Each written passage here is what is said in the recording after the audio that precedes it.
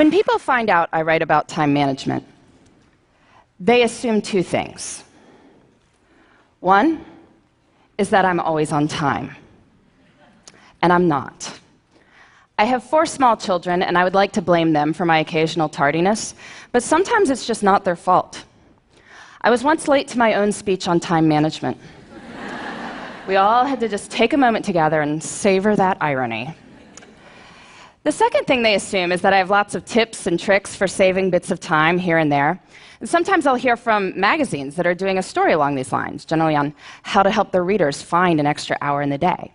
And the idea is that we'll shave bits of time off everyday activities, add it up, and we'll have time for the good stuff. And I question the entire premise of this piece.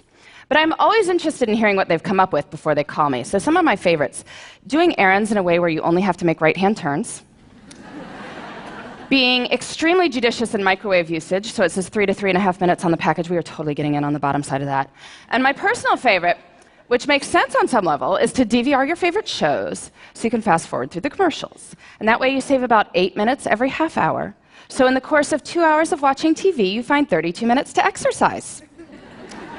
Which is true. You know another way to find 32 minutes to exercise? Don't watch 2 hours of TV a day, right? Anyway, the idea is we'll save bits of time here and there, add it up, we will finally get to everything we want to do. But after studying how successful people spend their time and looking at their schedules hour by hour, I think this idea has it completely backward. We don't build the lives we want by saving time. We build the lives we want, and then time saves itself. Here's what I mean. I recently did a time diary project looking at 1,001 days in the lives of extremely busy women. They had demanding jobs, sometimes their own businesses, kids to care for, maybe parents to care for, community commitments. Busy, busy people. I had them keep track of their time for a week so I could add up how much they worked and slept, and I interviewed them about their strategies for my book. One of the women whose time log I studied, she goes out for a Wednesday night for something. She comes home to find that her water heater has broken, and there is now water all over her basement. If you've ever had anything like this happen to you, you know it is a hugely damaging, frightening, sopping mess. So she's dealing with the immediate aftermath that night. Next day, she's got plumbers coming in. Day after that, professional cleaning crew dealing with the ruined carpet. All this is being recorded on her time log. Winds up taking 7 hours of her week. 7 hours. That's like finding an extra hour in the day. But I'm sure if you had asked her at the start of the week, could you find 7 hours to train for a triathlon? Could you find 7 hours to mentor 7 worthy people? I'm sure she would have said what most of us would have said, which is no. Can't you see how busy I am? Yet when she had to find 7 hours, because there is water all over her basement, she found 7 hours. And what this shows us is that time is highly elastic. We cannot make more time, but time will stretch to accommodate what we choose to put into it. And so the key to time management is treating our priorities as the equivalent of that broken water heater. And to get at this, I like to use some language from one of the busiest people I ever interviewed. By busy, I mean she was running a small business with 12 people on the payroll. She had 6 children in her spare time. I was getting in touch with her to set up an interview on how she had it all, that phrase. I remember it was a Thursday morning, and she was not available to speak with me, of course, right? But the reason she was unavailable to speak with me is that she was out for a hike, because it was a beautiful spring morning, and she wanted to go for a hike. So, of course, this makes me even more intrigued, and when I finally do catch up with her, she explains it like this. She says, "Listen, Laura, everything I do, every minute I spend is my choice. And rather than say, I don't have time to do X, Y, or Z, she'd say, I don't do X, Y, or Z because it's not a priority. I don't have time often means it's not a priority." If you think about it, that's really more accurate language. I mean, I could tell you I don't have time to dust my blinds, but that's not true. If you offered to pay me $100,000 to go dust my blinds, I would get to it pretty quickly.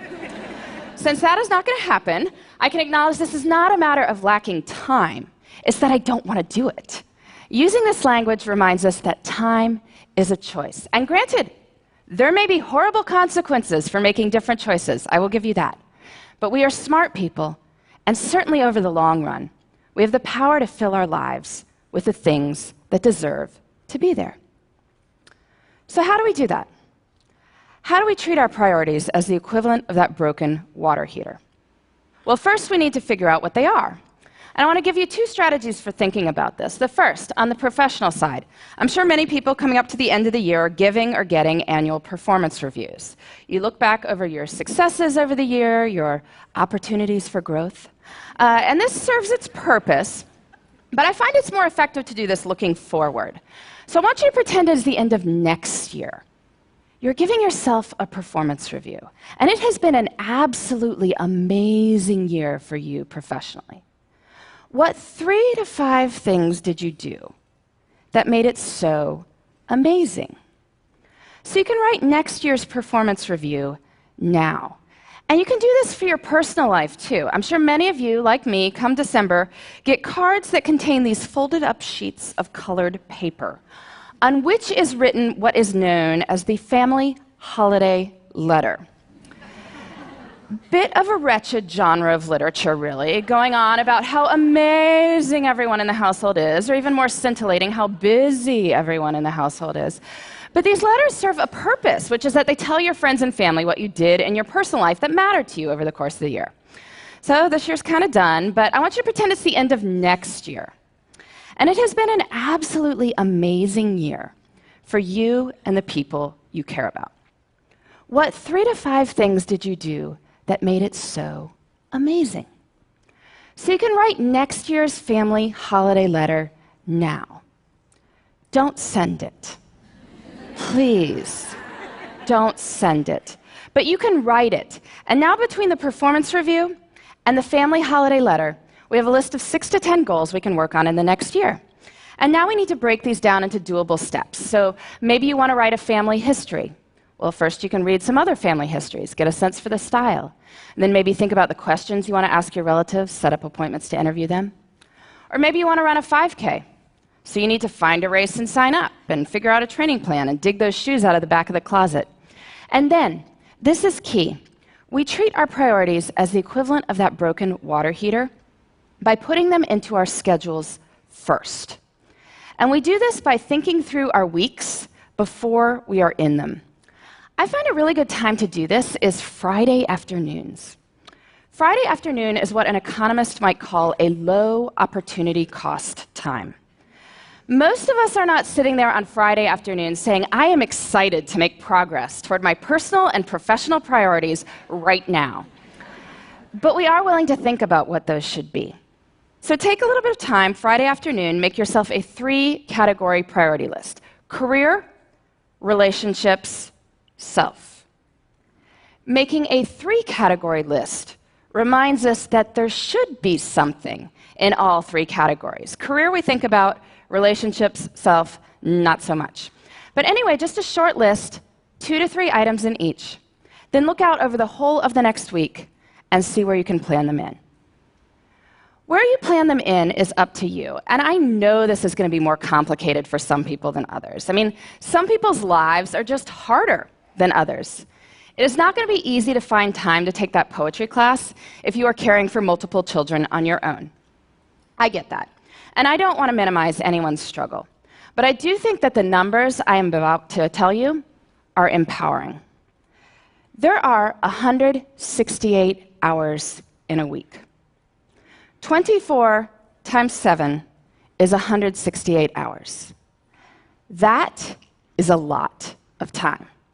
If you are working a full-time job, so 40 hours a week, sleeping 8 hours a night, so 56 hours a week, that leaves 72 hours for other things.